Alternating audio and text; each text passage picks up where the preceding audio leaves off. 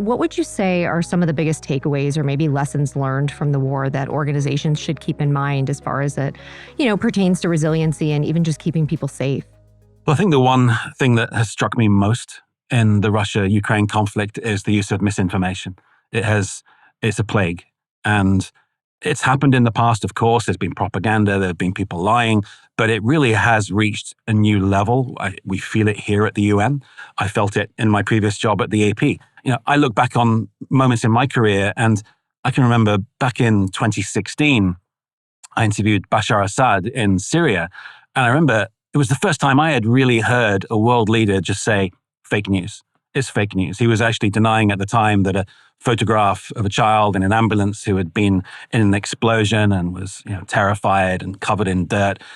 He was denying that had actually happened and just said, fake news, fake news. And I remember thinking, how brazen.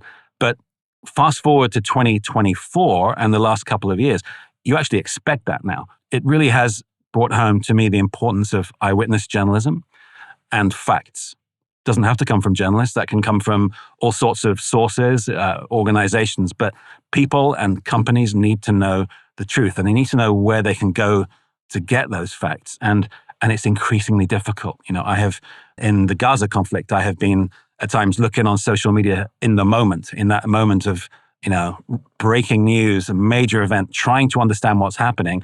And I've given up because I've been duped. I've looked at accounts that I think are true, and they're actually fake. And I don't realize until a few hours later. That is a terrible situation to be in. And I consider myself media literate. So, for people who are really struggling in this area, I think it's a scary situation to be in. And somehow we need to teach media literacy. We need to fight disinformation. And companies need to be able to distill what's going on and let their employees know. What do our people need to know? How do we get them information as quickly as possible? And how do we make sure it's true? And that is a huge challenge.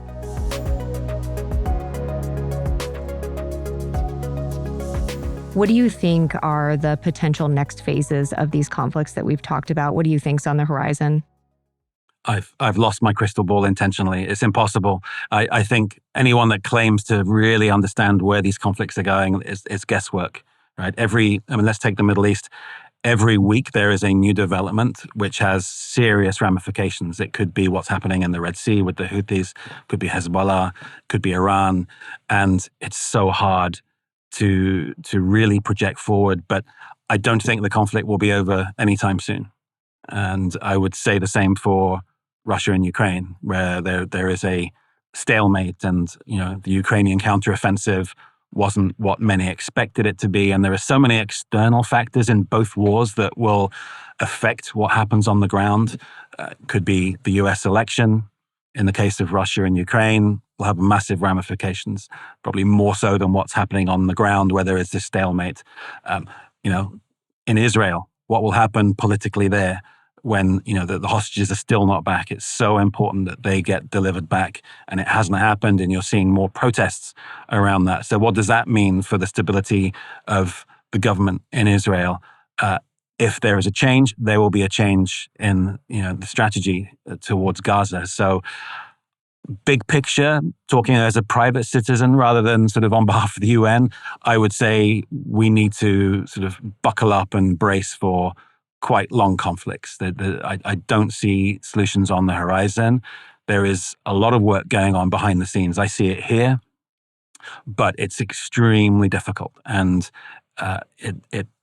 much of it is related to the strategies and ambitions of leaders, right? And I see these conflicts either stuck or raging for quite a long time. Is there anything that makes you hopeful when it comes to the global turmoil, kind of everything we've talked about? I know you've already given us one silver lining. Any other words of wisdom? So one of the most poignant moments of the Ukraine war for me was the work of AP journalists who were in Mariupol.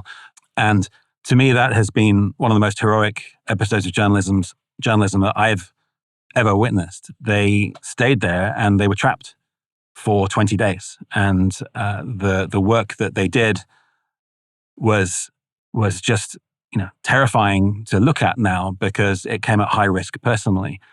but they were so dedicated to the story that they remained. In fact, there was no way out, but eventually they did manage to get out in a convoy, and they have worked on a documentary along with PBS. It's called 20 Days in Mariupol, which brings all of this footage together, and it's narrated by the video journalist, one of the three, whose name is Mstislav Chernov, and it's actually being nominated for an Oscar. And I think it stands a really good chance of winning. And it was so heartening to me to see that the work of journalists on the ground telling the truth, and with that being able to push back this huge misinformation campaign that erupted. I mean, here at the UN, the Russian ambassador said it didn't happen. Ambassadors around the world came out in a sort of organized way and said this is fake news, but it was all there on camera. It could not be disputed. And it just, whether it's Ukraine or Gaza, Sudan, anywhere else, it just shows the importance of being on the ground, getting facts, and the fact that this has been this has turned into a documentary that is so profound. It's quite tremendous viewing.